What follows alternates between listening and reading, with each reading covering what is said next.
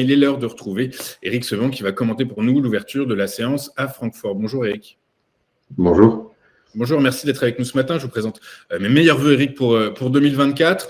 Éric, le DAX, à l'image de son principal homologue européen, le CAC, fait face à des prises de bénéfices assez importantes dans la mesure où l'euphorie qui a régné sur les marchés en fin 2023 suite à l'annonce, à l'expectative de baisse de taux agressive de la Réserve fédérale américaine, a boosté les marchés. Ceci étant, la réalité, les investisseurs semblent revenir à des considérations plus réelles. Du coup, par la force des choses, la prudence reste de mise. Est-ce que ça va continuer selon vous?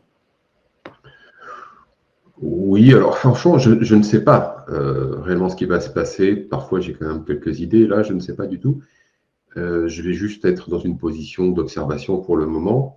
Ce que je note, c'est que jusqu'à la fin de l'année, en tout cas, tout s'est passé comme on l'avait anticipé. Latéralisation, poursuite de la latéralisation, baisse de la niveau faible maintenu de la volatilité intraday. Bon, voilà, les volumes ne cessaient de baisser depuis la mi-décembre. Tout ça a été anticipé et logique. Et très logiquement également, les volumes sont repartis à la hausse hier, avant-hier. Les affaires reprennent doucement, elles vont reprendre doucement. Alors, c'est évident que quand on regarde le graphique, on se dit est-ce que ça y est, c'est la fin de la hausse? Est-ce que beaucoup prennent des bénéfices parce que les volumes augmentent? Bon, les volumes augmentent parce qu'ils étaient faibles, hein. Ils augmentent par rapport à là où ils viennent, et comme ils étaient faibles, tout d'un coup, effectivement, ils sont plus importants, bien qu'ils soient corrects pour un volume quotidien. Je ne dirais pas qu'on est prêt pour une baisse. Moi, j'ai dit qu'on pouvait avoir des trous d'air potentiels, ponctuels, mais pas de relais baissier. C'est pour ça que je proposais de plutôt travailler avec des options, parce que si c'est possible sur le plan d'un scénario, sur l'étude de l'évolution de chartiste, voire même peut-être sur un signal technique qui n'est pas encore en place, on ne sait pas quand est-ce que ça va se passer. Mais c'est évident que ça va retracer, parce qu'on a eu une hausse qui n'est pas une hausse habituelle. Elle s'est faite dans le vide, parce qu'il n'y avait pas de vendeur. Elle s'est faite sur du vide, parce que elle s'est faite sur une idée que les taux vont baisser. Jusqu'à présent, c'est qu'une idée.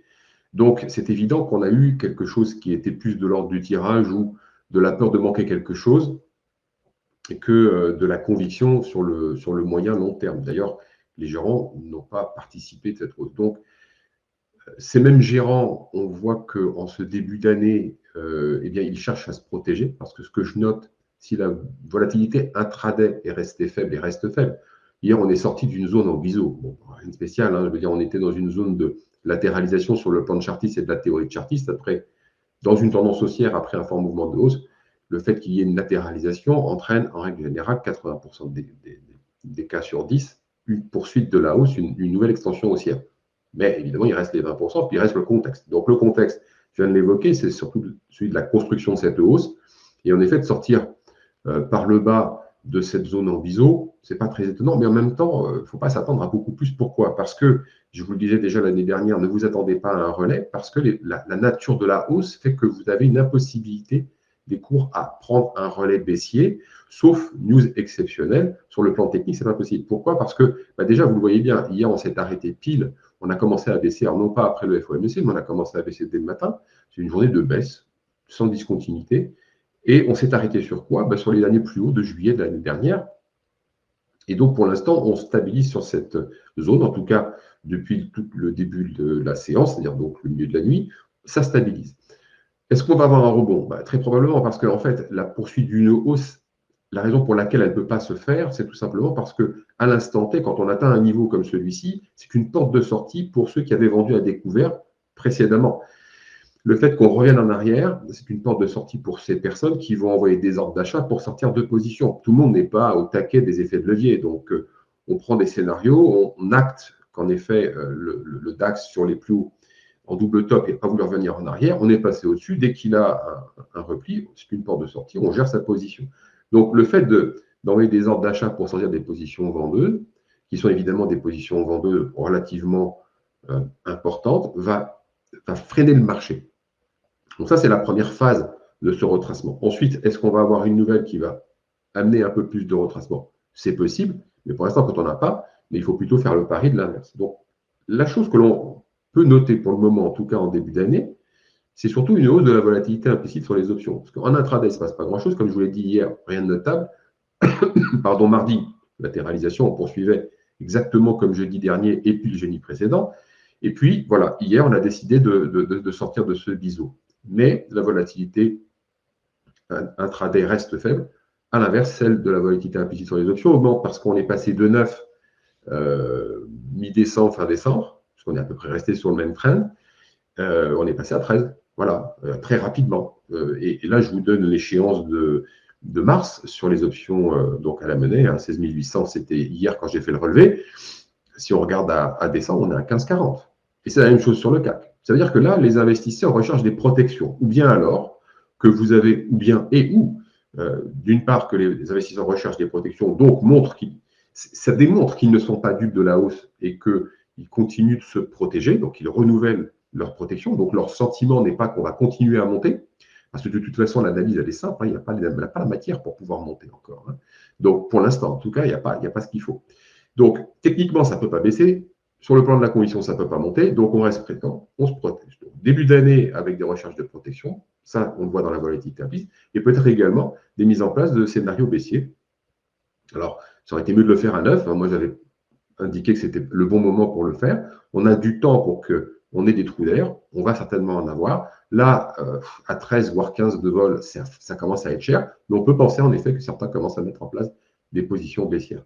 Donc, à l'instant T, bon, on est simplement sur un niveau sur lequel il est logique que les prix s'arrêtent parce que c'est une porte de sortie pour les vendeurs, parce que sur le plan de Chartis, c'est une figure de pullback et que la logique voudrait qu'on rebondisse, mais voilà, avec le contexte dont il faut tenir compte, parce que si on se limite qu'à l'analyse chartiste et l'analyse technique, sans tenir compte du contexte, en ce moment, on a quand même de bonnes chances de se tromper. Alors, effectivement, il faut. Donc, ce que je retiens, c'est qu'en fait, il faut être prudent. Il faut attendre de voir en fait dans quelle direction vont aller les marchés et commencer à se positionner à partir du moment où on aura une direction claire. Peut-être que il faudrait certains. Je lis un peu à droite à gauche que le mois de janvier va être un peu périlleux et que il faut laisser au marché le temps de digérer des informations tant géopolitiques que monétaires et donc peut-être prendre un peu de distance par rapport aux indices actuellement. Qu'est-ce que vous en pensez? Oui, tout à fait. C'est une attitude. Alors, par rapport à ce qu'on en a eu en termes de news, tout le monde est déjà protégé, donc c'est pas gênant. C'est juste pour pouvoir établir des scénarios où c'est compliqué. Sur le long terme, on sait très bien que c'est compliqué. Sur le court terme, ça devient compliqué parce que on est à la croisée des chemins. C'est-à-dire qu'on a un signal chartiste qui est celui d'une sortie d'une zone en biseau ou de latéralisation comme on veut, mais dans un contexte fortement haussier. Donc, c'est pas un signal de vente à proprement parler. Il faudrait avoir, en plus de ça, un signal technique. Donc, attentisme pour le moment avant de prendre des positions à quelques semaines, quelques jours, quelques semaines, parce qu'on n'a rien. Il faudrait attendre un signal technique qui se présente. Et puis après, pour l'intraday, on travaille bien. Hein. Franchement, tant qu'il y a de l'amplitude, pour l'instant, le début d'année est très bien. Donc, si on sait travailler en intraday, on continue. Pour prendre des positions swing, il faut attendre un petit peu, de voir un peu plus clair. Eh ben, écoutez, on vous retrouvera la semaine prochaine en espérant que d'ici là, on arrive à y voir un peu plus clair. Mais donc, en tout cas, le message est bien passé. Merci beaucoup, Eric, d'avoir été avec nous ce matin.